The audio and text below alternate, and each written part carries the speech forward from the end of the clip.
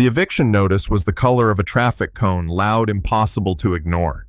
It sat on my kitchen table while lake-effect rain slapped the windows of my little Cleveland walk-up. 3 days to come up with $1,400. My daughter Mia was 6, burning up with a fever, and the clinic wanted money up front. My bank app said I had $61 and change. I stared at it until the numbers blurred, then did the thing you do when you've run out of options. I texted my mom and asked for $50 for medicine.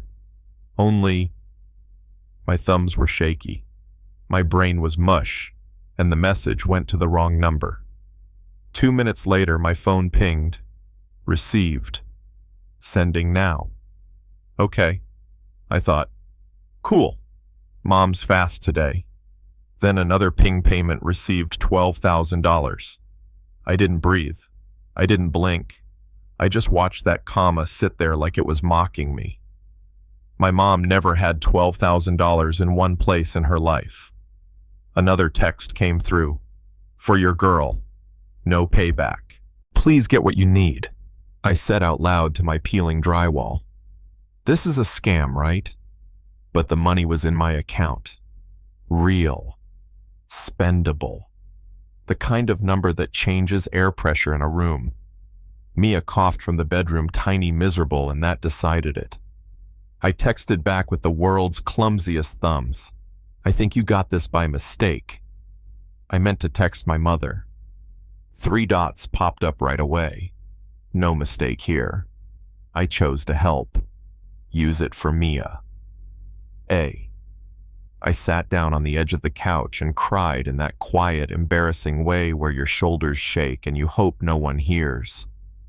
When I could see again, I wrote, "Thank you. I don't know what to say. I'll pay you back. Somehow. No debt. Just take care of your kid." That first night I bought fever meds and real groceries, fruit that wasn't a bruise, a chicken that wasn't all bone, and I made a list at the wobbly kitchen table like a general planning a campaign. Rent electric bus pass, a little for the car if I could get it running. I slept for the first time in weeks. In the morning, Mia's fever broke. She wanted pancakes. I almost laughed making them because the batter looked like hope. A day later, I texted the stranger an update and a thank you that still felt too small. He finally sent a name, Adrian. He said he worked in manufacturing out of Chicago, grew up with too many expectations and not enough quiet. I said I stocked shelves by day, cleaned offices by night, and sometimes forgot who I was in between. We weren't flirting, not really, but there was an ease to it. Every evening after Mia went down, we traded little pieces of our lives. Nothing dramatic, just the kind of details you share when you're trying not to fall apart. 2 weeks and a dozen honest conversations later, he said, "Coffee somewhere public. No pressure. I'd just like to see the person whose text woke me up." I showed up 20 minutes early in a sweater Mia swore made me look like a nice teacher. The bell on the door chimed, and I knew it was him immediately. Tall, careful, with his smile carrying his phone like a talisman. "Lena," he asked. "Adrian," I said. And we both laughed at how formal that sounded for 2 people who'd talked about pancake batter and grief. It wasn't a movie moment, no slow-motion sparkles or orchestral swell, but it was kind. He asked about Mia without that pity face people put on. He listened like what I said mattered.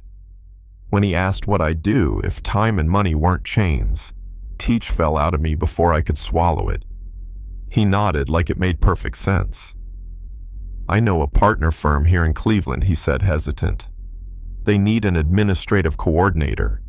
Decent hours, decent pay. If you want, I'll pass your resume." No promises. I wanted to say no. Pride is a loud roommate, but I pictured the orange paper on my table. "Pass it," I said. "I'll earn whatever happens next." I interviewed. I got the job. And on the 3rd Saturday, he came back to Cleveland, met my mother. Ruth brought Mia a book about a girl who builds a rocket ship, and read the first chapter like he meant it. I thought, okay, maybe the world still has good men. The night it all shifted, He sat next to me on my mom's threadbare couch and exhaled like a confession. I haven't been completely transparent, he said, eyes on his hands. I don't just work at a manufacturing company. I own it. Coal Dynamics. It's big. I'm big, I guess. How big, I asked, already feeling the floor lean. Headlines big, he said softly. Billionaire big.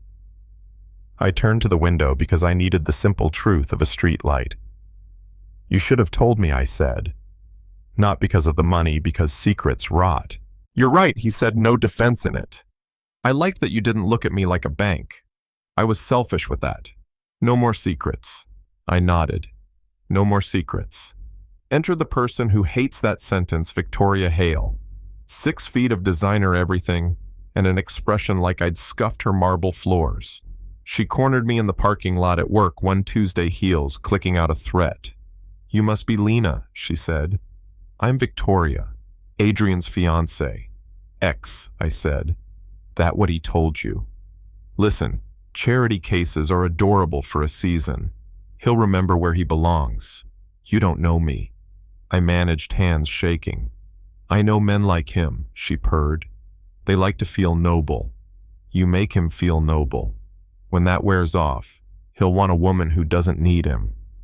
She left behind a perfume cloud and a rock in my gut. The next week was a slow-motion car crash, anonymous messages, old photos, a complaint at HR suggesting I got my job because I was sleeping with a donor. Dana, my supervisor, closed the door and said, I believe you, but I have to suspend you while HR investigates. By evening, there was an article online calling me a gold digger and worse. I called Adrian. He showed up at my door like he'd run the whole way. His tie was crooked, his voice not. Victoria and her father have been leaning on my board for months, he said. Sterling Hale is a major investor. He thinks he owns me. Maybe he does. I said small and mean because fear makes you mean. Maybe I don't belong in your world. Adrian set his jaw. You belong in my life. That's the only world I care about. His CFO, Javier, a kind man with accountant eyes, spent 2 nights cross-referencing contracts. On the 3rd day, he looked up from a hurricane of spreadsheets and said, Found it. Embezzlement, neat, quiet skims on vendor invoices linked to shell companies. Victoria's fingerprints. Sterling's signature. Board meeting day felt like walking into a cathedral where I wasn't welcome. Glass, steel, expensive silence. Adrian squeezed my hand under the table. Sterling opened by demanding Adrian end his inappropriate relationship with me or step aside as CEO. Adrian didn't raise his voice. He didn't have to. Or he said, sliding folders across the gleaming table, you and your daughter return what you stole and resign from anything touching Coal Dynamics, or we bring in the feds. Victoria laughed the brittle kind until Javier started the slideshow. Wire transfers, fake vendors, email trails. The room shifted from theater to autopsy. Elaine Park, a board member who smelled like good decisions, closed her folder and said, Mr. Hale, this isn't leverage. This is mercy. The vote wasn't close. They had a week to repay and disappear.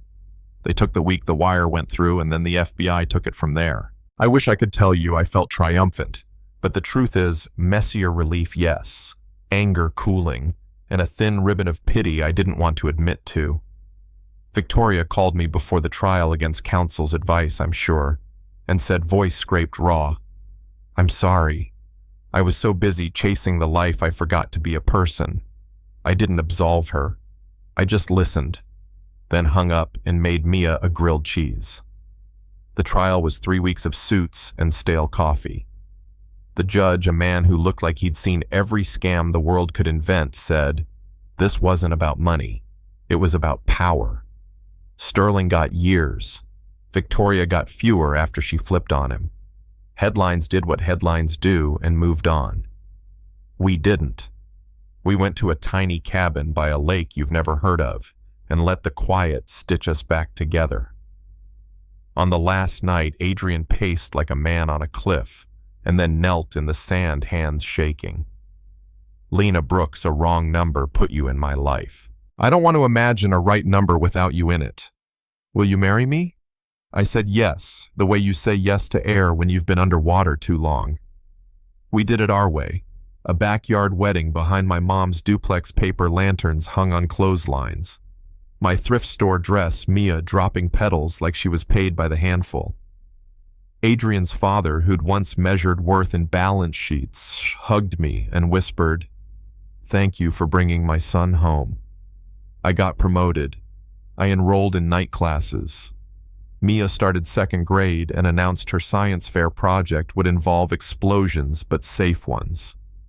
We adopted a busted-up mutt Mia named Rocket, because of course she did.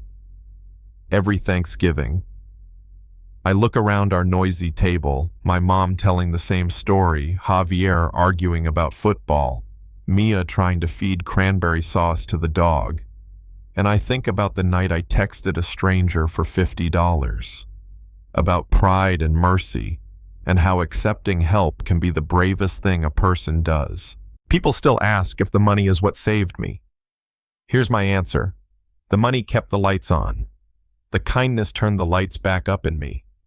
And the work, the showing up, the telling the truth when it hurt, the not letting shame write my story, that's what kept the lights on after the headlines burned out. So tell me this, and be honest, if a wrong number dropped 12 grand into your life on your worst day, would you keep it, send it back, or do what I did and let it change you? Is accepting help strength, or does pride make it more noble to drown quietly? And when powerful people use their weight to crush folks like us, what does real justice look like? Public punishment, or a chance to make it right? Drop your take in the comments. What you've seen, what you've lived, what you think is fair, because stories like mine only matter if they make us argue our way closer to the truth.